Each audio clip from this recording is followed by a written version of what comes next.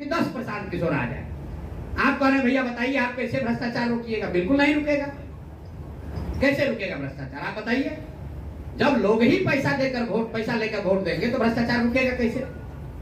दुनिया में जितने देश हुए जिन्होंने भ्रष्टाचार पर अंकुश लगाया, खत्म तो शायद कहीं नहीं हुआ है, लेकिन दुनिया में जो देश हैं जिन्होंने भ्रष्टाचार पर अंकुश लगाया है, उन देशों का जाकर अध्ययन कीजिए। स्कैंडिनेवियन कंट्री जो हैं दुनिया में, वहां भ्रष्टाचार सबसे कम है। फिनलैंड में, स्वीडन में, डेनमार्क में, उन देशों में भ्रष्टाचार सबसे कम है। कैसे उन्होंने कम किया? उन्होंने 4 बातें करी। पहली बात, उन्होंने ईमानदार जनप्रतिनिधियों का चुनाव किया है।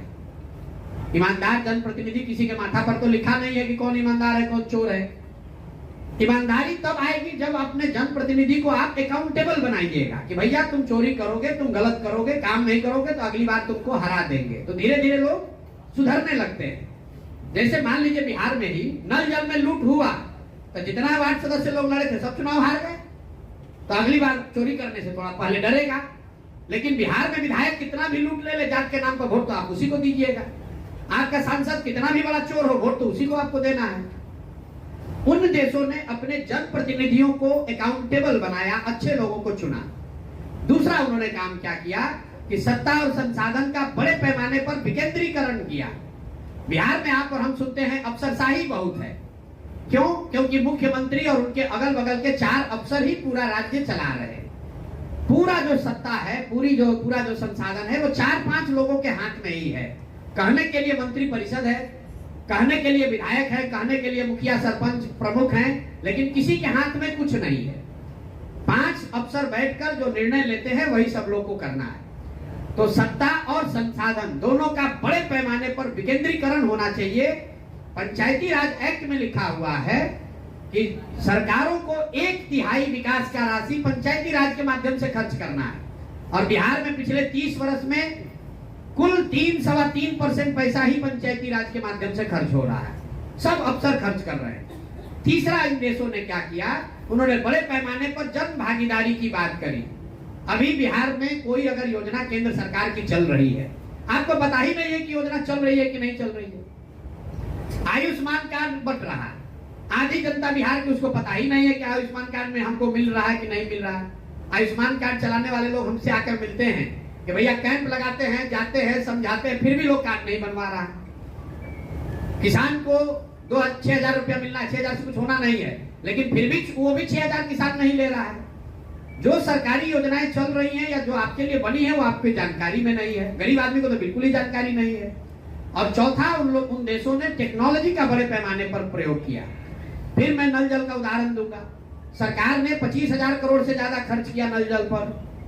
अगर सरकार ने 200-300 करोड़ रुपया लगाकर जैसे बिजली का स्मार्ट मीटर लगा रहे हैं, वैसे अगर नल जल में भी स्मार्ट मीटर लगा होता तो पटना में बैठकर सरकार को ये जानकारी होती कि कितने बजे मीटर ऑन हुआ, कितना पानी निकला, कितना पानी किसने कंज्यूम किया। तो ये 4 चीज करके ही भ्रष्टाचार पर अंकुश लगाया जा सकता है। पहला, सही प्रतिनिधियों का चुनाव। दूसरा, बड़े पैमाने पर सत्ता और संसाधन का विकेंद्रीकरण। तीसरा, जन भागीदारी। और चौथा, टेक्नोलॉजी का प्रयोग। इन चारों के समायोजन से भ्रष्टाचार पर अंकुश लगाया जा सकता है, खत्म नहीं किया जा सकता है। कोई आकर कह रहा है नेता, अरे हमको वोट दे दो, हम आएंगे सब ठीक कर देंगे, तो आपको सिरे से मूर्ख बना रहा है या खुद बड़ा मूर्ख है। ये संभव नहीं है। आपने देखा इस देश में जन लोकपाल का नाम आया कि ये कानून बनेगा, देश से भ्रष्टाचार खत्म हो जाएगा। जो लोग इसका आंदोलन किए वही लोग भ्रष्टाचार में जेल में गए हैं। अगर इतना आसान होता तो आप समझिए देश, पूरे दुनिया में सैकड़ों देश हैं, आप ही और हमको सबसे ज्यादा बुद्धि है, दूसरे देश वाले जन लोकपाल नहीं बना देते और सब भ्रष्टाचार खत्म हो जाता है। कोई सिल्वर बुलेट नहीं है कि बस एक कानून बनाए और भ्रष्टाचार खत्म हो गया। ये सतत प्रक्रिया है। जैसे जैसे व्यवस्था को अकाउंटेबल बनाइएगा वैसे वैसे भ्रष्टाचार कम होता जाएगा। जैसे जितना आपका व्यवस्था अकाउंटेबल नहीं होगा उतना आपको भ्रष्टाचार बढ़ेगा। नेता इसलिए भ्रष्टाचार कर रहा है कि उसके मन में हारने का डर नहीं है। उसको मालूम है कि बिहार की जनता हम कितना भी लूटपाट मचा ले, अंत में आकर वोट हमको ही देगा। जाति के नाम पर दे या लालू के डर से दे या भाजपा के डर से दे, वोट हम ही को देगा। पूरे देश में 5 राज्य ऐसे हैं जहां देश की 1/3 इकोनॉमी है, केरल, तमिलनाडु, कर्नाटक, आंध्र प्रदेश और तेलंगाना, ये 5 राज्य 1/3 देश की इकोनॉमी इन्हीं 5 राज्य में है। इन 5 राज्यों में अलग अलग भाषा बोली जाती है, अलग अलग विचारधारा वाले पार्टियों का शासन है, अलग अलग उनकी टोपोग्राफी है, डेमोग्राफी अलग अलग है। बावजूद इसके एक चीज कॉमन है 5 राज्य में। 5 राज्य में कॉमन ये है कि पिछले 78 साल में कोई भी नेता वहां 10 वर्ष से ज्यादा लगातार मुख्यमंत्री बना ही नहीं है। वहां पर जनता हर 5 वर्ष पर उनको पलटते रहती है। तो नेता सब डर के मारे काम करता है कि काम नहीं करेंगे जनता हटा देगी। तो केरल में, कर्नाटक में, तमिलनाडु में तरक्की हो रहा है, फिर भी जनता वहां पलट रही है। और बिहार में 30-35 साल से लालू नीतीश ही है, फिर भी हम लोग को उसी को वोट देना है। तो भाई कैसे सुधार होगा? नहीं सुधार होगा। अगर सुधार चाहिए तो नेताओं को के मन में आपको वोटर क्या डर बैठाना पड़ेगा कि भाई काम नहीं करोगे तो तुम्हारे खिलाफ वोट करेंगे। अब एक अंतिम बात, कुछ लोग कहता है भाई जनसुराज पर क्यों भरोसा करें, जनसुराज पर क्यों भरोसा करें? जैसे पहले का लोग आकर बढ़िया बोला, गलत काम किया तो जनसुराज भी ये काम कर सकता है। बिल्कुल ठीक बात है, बिल्कुल जनसुराज पर भी भरोसा मत कीजिए, क्योंकि चुनाव से पहले तो सब आदमी अच्छे बोलता है, फिर आपको क्यों जनसुराज को चुनना चाहिए? हम आपको बता रहे हैं क्यों चुनना चाहिए। मान लीजिए कि आपको कोई बीमारी है और आप हर डॉक्टर से यहाँ लखीसराय, बेगूसराय, पटना सब दिखाकर थक गए। डॉक्टरों ने कह दिया आपकी बीमारी लाइलाज है, इसका कोई दवा नहीं है, भैया आप दवा अब खान पान में संयम रखिए, जीवन जैसे चल रहा है चलाइए, अब ये रोग ठीक नहीं होगा, आप उदास होकर घर बैठ जाइएगा। एक दिन डॉक्टर साहब फिर फोन करेंगे आपको कि भाई जरा आइए, एक नई दवा आई है, पूरा प्रमाणित तो नहीं है लेकिन 20% संभावना है कि शायद ये दवा आपके रोग को ठीक कर दे। आप भागते हुए डॉक्टर के पास जाइएगा, चलिए साहब 20% चांस है, हमको ट्राई करके देखिए, कीजिएगा कि नहीं कीजिएगा? तो भैया जो पहले के दल हैं यहाँ, जो राजद है, जदयू है, कांग्रेस है, भाजपा है, ये वो एक्सपायर्ड दवा है जिसको आपने खाया, पिया, टेस्ट कर लिया, देख लिया, जान गए कि इससे सुधार नहीं होने वाला है। जनसुराज नई दवा है जो शायद काम कर जाए, शायद काम न भी करे, इसलिए इसको ट्राई कीजिए।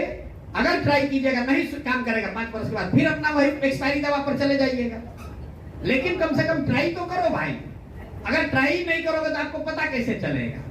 आपने बात कहा गठबंधन की, तो भाई मेरे हमने 25 बार कह दिया, ना पहले गठबंधन ना बाद में गठबंधन, 2025 में भी नहीं, 2029 में भी नहीं। आप 25 के चक्कर में पड़े कि गठबंधन की सरकार है, इसी का दौर है।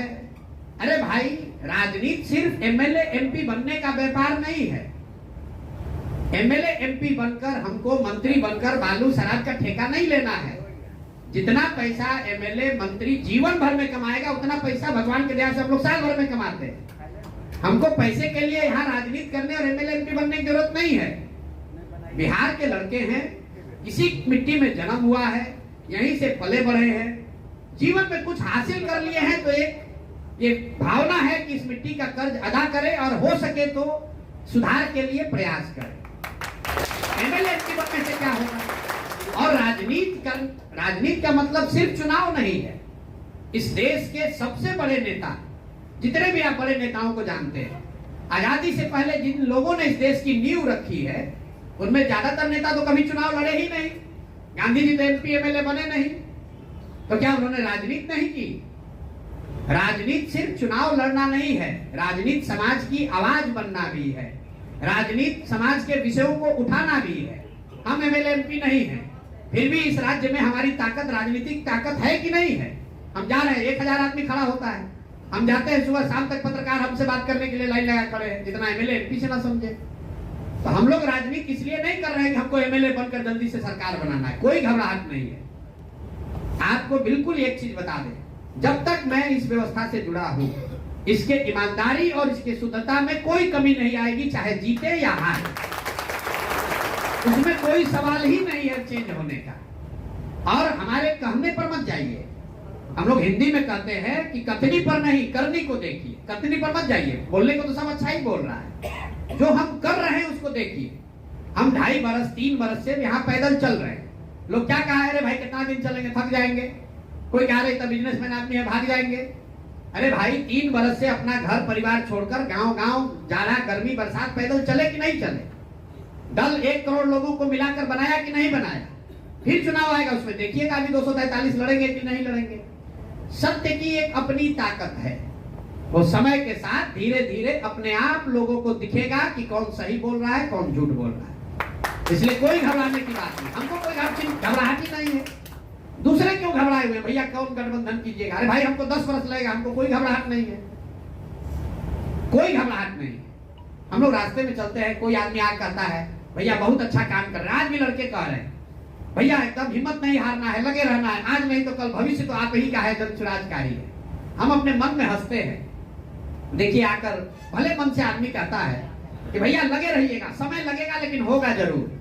कितना बड़ा मूर्ख है, वो कह रहा है कि 30 वर्ष से हमारा जीवन नरक है, 5 वर्ष और रहेगा, 10 वर्ष के बाद सुधरेगा। अरे भाई आपको तो कहना चाहिए भैया कल बदलाव होना चाहिए। वो आके कह रहा है कि होगा जरूर लेकिन 10 वर्ष में होगा। मतलब हम लोग 30 वर्ष से कुछ आकर अभी मन नहीं भरा है, 10 वर्ष और कुछ आएंगे तब जगेंगे। अरे भाई प्रशांत किशोर का जीवन तो बढ़िया चल रहा है, हमारा लड़का तो आज भी देश के सबसे अच्छा स्कूल में पढ़ रहा है।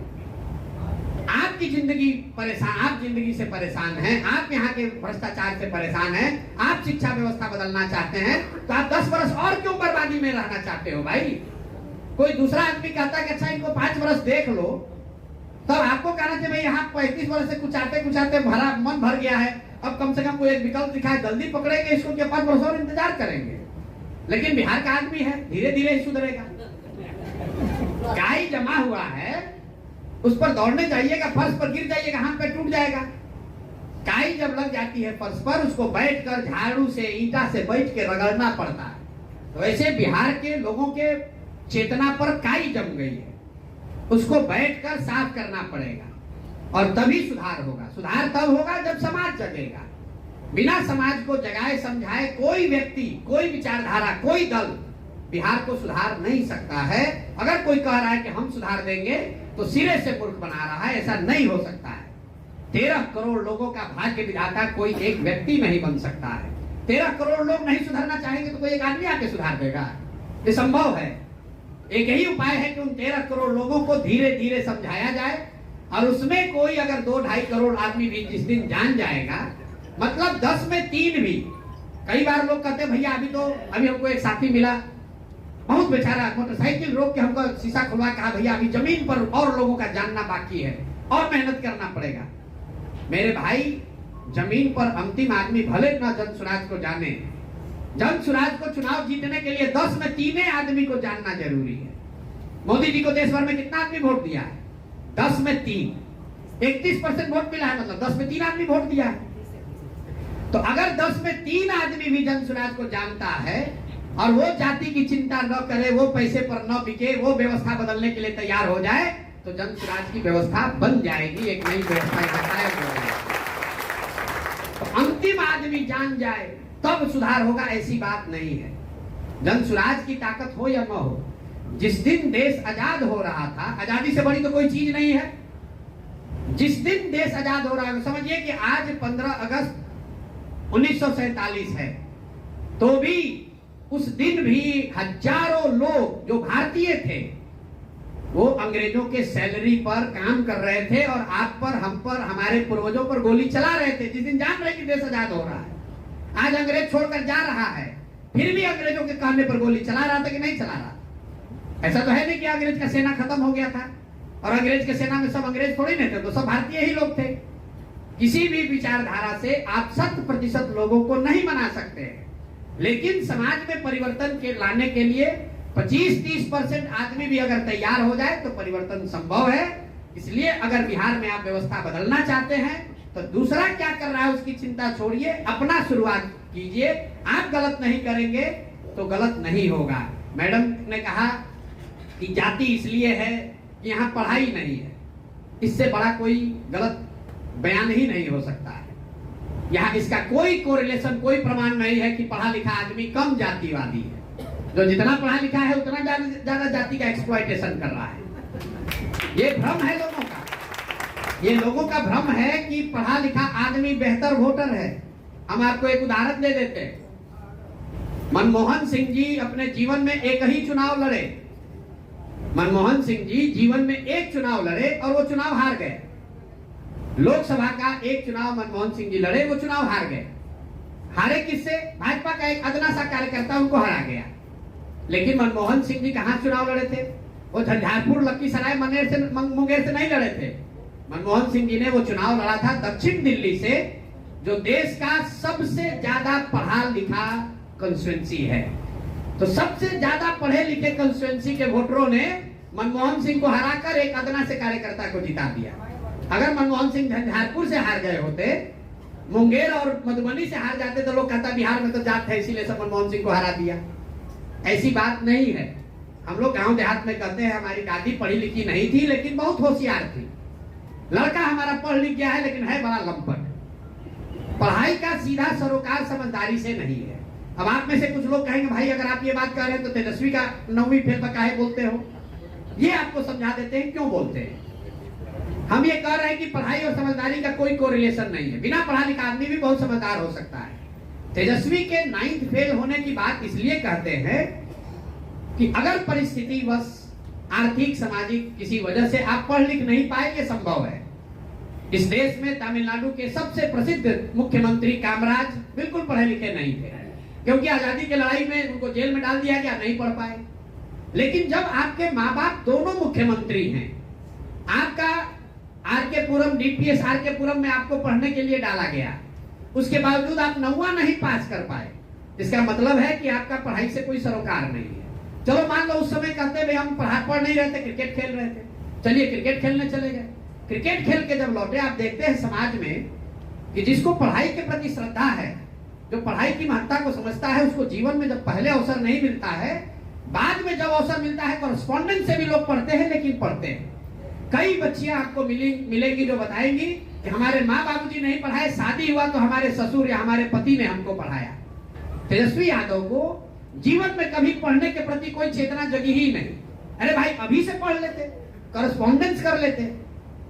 ये दिखाता है कि उस आदमी की शिक्षा के प्रति उसका नजरिया क्या है। उस आदमी को शिक्षा की कोई महत्ता ही नहीं है। और बिहार जैसे राज्य में जब तक हम लोग अपने समाज को शिक्षित नहीं करेंगे, बच्चों को पढ़ाएंगे नहीं, तब तक गरीबी से निकलने का कोई रास्ता ही नहीं है। इसलिए मैं ये बात कहता हूं कि 9वां फेल आदमी है और मुख्यमंत्री बनना चाहता है। भाई तुम अभी से मैट्रिक पास कर लो, कौन रोक रहा है? अभी इतनी उम्र तो हुई नहीं है। 30-35 वर्ष में आप मुख्यमंत्री बनना चाहते हैं तो भाई मैट्रिक का एग्जाम दे दीजिए। ये शिक्षा के प्रति उनका नजरिया दिखाता है कि माँ बाप मुख्यमंत्री हैं, सारी सुविधा है, फिर भी हम नहीं पढ़ेंगे।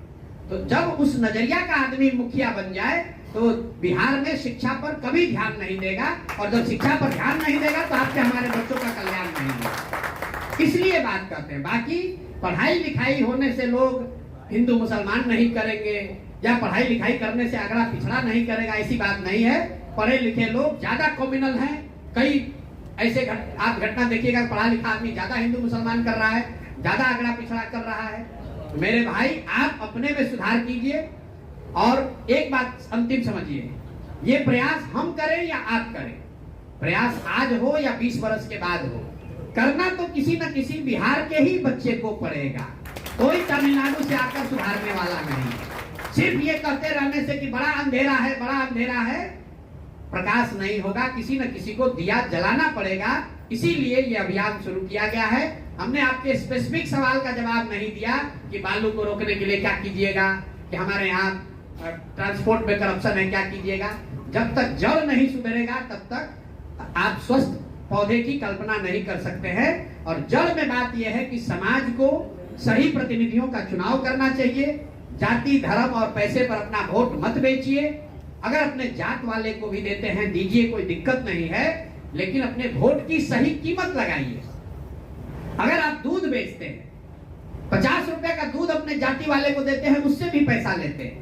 आप अनाज बेचते हैं, कपड़ा बेचते हैं, मिठाई बेचते हैं, अपने जात वाले को बेचते हैं, उससे भी पैसा लेते हैं। ऐसा तो है नहीं कि आपके जात वाले को आप मुफ्त में सामान बेच रहे हैं। तो जब 50 रुपए का दूध अपने जात वाले को मुफ्त में नहीं दे रहे हो, तो लाखों रुपए का वोट काहे के लिए मुफ्त में दे रहे हो भाई? अपने जात वाले को देना है दीजिए, कि भूमिहार है, कि कुशवाहा है, कि पंडित है, उनको दीजिए, लेकिन कम से कम उनसे अपने वोट का कीमत तो मांगिए। अपने बच्चों के लिए पढ़ाई रोजगार का डिमांड तो करो भाई, और न करोगे तो जिस दुर्दशा में जी रहे हो उसी दुर्दशा में जीना पड़ेगा। सिंपल बात है। यही बात बताने के प्रयास का नाम है जन सुराग। अच्छा लगे तो इसमें जुड़िए, कंधा लगाइए, और न अच्छा लगे तो जैसे जिंदगी चल रहा है चलाइए, कोई दिक्कत नहीं है। आज नहीं तो कल धीरे धीरे सुधर ही जाए।